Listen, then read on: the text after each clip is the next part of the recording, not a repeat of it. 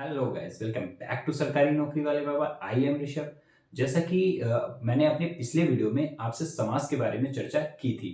मैं उम्मीद करता हूं कि आपने अब तक वो वीडियो देख ली होगी। अगर आपने अभी तक वो वीडियो नहीं देखी है तो आप आई बटन पे क्लिक करके उस वीडियो को देख सकते हैं। और मैं साथ साथ में आपको एक बात और बताता चलूं कि जो भी मेरे फ्रेंड्स एनवीएस यानी कि नवोदय विद्यालय समिति की रिक्रूटमेंट की तैयारी कर रहे हैं, जिसके अंतर्गत एमटीएस, स्टेनोग्राफर, लैब अटेंडेंट और जूनियर सेक्रेटरीट असिस्टेंट की वैकेंसी भरी जानी है, तो वो भी फ्रेंड्स मेरे हमारी जो हिंदी की प्लेलिस्ट है उसे फॉलो कर सकते हैं, क्योंकि उनका सिलेबस भी सेम ही रहने वाला है और वो हमारी हिंदी प्लेलिस्ट को फॉलो करते हुए एक एक टॉपिक को कवर करते चलें। और आज हम लोगों के जो टॉपिक है वो है समास के भेद, और जिसका मेरा पहला टॉपिक है अव्ययी भाव समास। तो चलिए फ्रेंड्स शुरू करते हैं। अव्ययी भाव समास।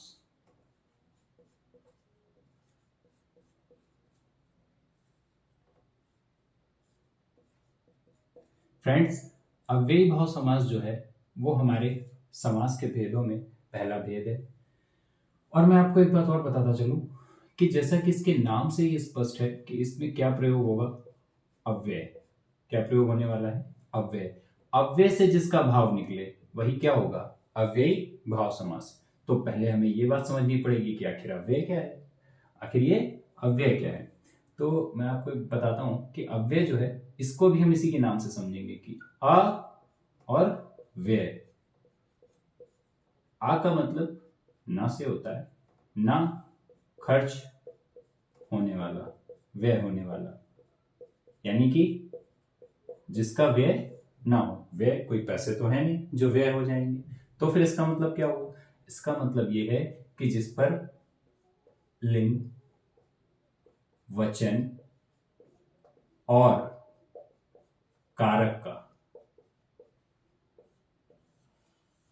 लिंग, वचन और कारक का प्रयोग करने पर कोई भी परिवर्तन ना हो, इनका इस पर कोई भी प्रभाव ना पड़े, इनके प्रभाव से इनमें कोई भी परिवर्तन ना आए, तो ऐसे शब्दों को हम क्या कहते हैं? अव्यय कहते हैं। तो अब इसका मतलब क्या हुआ कि लिंग का फर्क ना पड़े, वचन का ना पड़े और कारक का भी ना पड़े।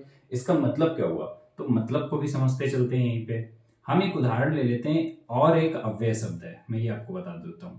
और एक अव्यय शब्द है। अब इस और को हम समझते हैं। सबसे पहले लिंग के लिए हम अगर लिखेंगे राम और श्याम, पुरुषों के लिए देखिए तो भी और का प्रयोग वैसे ही, गीता और सीता, तो भी और का प्रयोग वैसे ही, कोई भी परिवर्तन नहीं हुआ। इसके बाद बात करते हैं वचन के लिए कैसे बात होगी। जैसे लिखूं एक वचन के लिए मैं और तुम वहां पर जाएंगे, तो भी और का प्रयोग वैसे ही होगा। हम दोनों, और या फिर हम बोल सकते हैं वे पांच, फिर जो भी बोलेंगे जहां पर भी और का प्रयोग वचन के लिए होगा वहां पर भी क्या होगा? और एज इट इज ही प्रयोग होगा, कभी भी परिवर्तन नहीं होगा।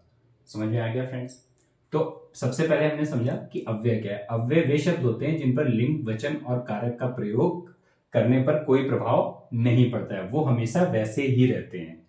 अब अपने मूल टॉपिक पे आते हैं। मूल टॉपिक हमारा चल रहा था अव्ययी भाव समास। तो अव्यय ऐसा समास जहां पूर्व पद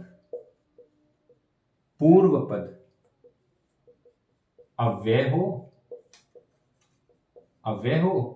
और प्रधान हो, वहां अव्ययी भाव समास होगा। अव्ययी भाव समास होगा। ऐसा समास जहां पूर्व पद अव्यय हो और प्रधान हो, वहां अव्ययी भाव समास होगा। अब आप सोचो पूर्व पद और प्रधान क्या है, तो ये मैं अपने पिछले वीडियो में बता चुका हूं। आप वहां से जाकर इन शब्दों के शब्दावलियों का प्रयोग समझ सकते हैं। फिर पूर्व पद यानी कि पहले वाला पद, प्रधान मतलब जिस पर पूरे शब्द का फोकस होगा वो सब।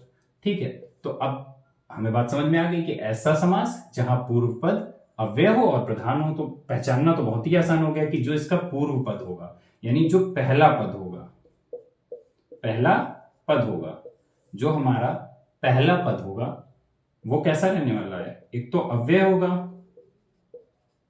और ऊपर से इस पर क्या होगा, फोकस भी होगा, मतलब केंद्र पर यही अव्यय रहने वाला है। इसीलिए इस समास का नाम भी क्या है, अव्ययीभाव समास फ्रेंड्स। तो अब चलिए बात तो समझ में सारी आ गई कि ऐसा समास जहां पूर्व पद अव्यय और प्रधान हो वहां अव्ययीभाव समास होगा। पूर्व पद का मतलब हो गया पहला पद। अब बात आई कि अच्छा कि अब हम समझें कैसे, कुछ उदाहरण तो दीजिए। तो उदाहरण की बात कर लेते हैं। जैसे कि आपने सुना होगा यथा और शक्ति, ये है यहां पर पूर्व पद, ये है उत्तर पद। इनके मिलने से बनेगा यथा शक्ति। क्या बनेगा फ्रेंड्स, यथा शक्ति। पूर्व पद और उत्तर पद मिलने से ये कौन सा बन गया, समस्त पद। देखिए जो पूर्व पद है ये एक अव्यय है, यथा जो है वो एक अव्यय है, यथा जो है वो अव्यय वर्ड है, शक्ति शब्द है। इसके बाद इनके, अब इसका मतलब क्या होता है यथा शक्ति का, शक्ति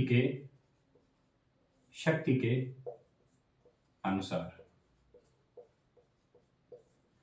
यथा का जो मतलब होता है उसका मतलब होता है अनुसार। क्या मतलब होता है यथा का, अनुसार। अब यथा के बाद चीजें बदलते जाइए और आपको उसी के हिसाब से चीजें और मिलती जाएंगी। जैसे अगर हम लिख दें यथा समय, साथ लिखिए यथा समय, तो मतलब क्या हो जाएगा, समय के अनुसार।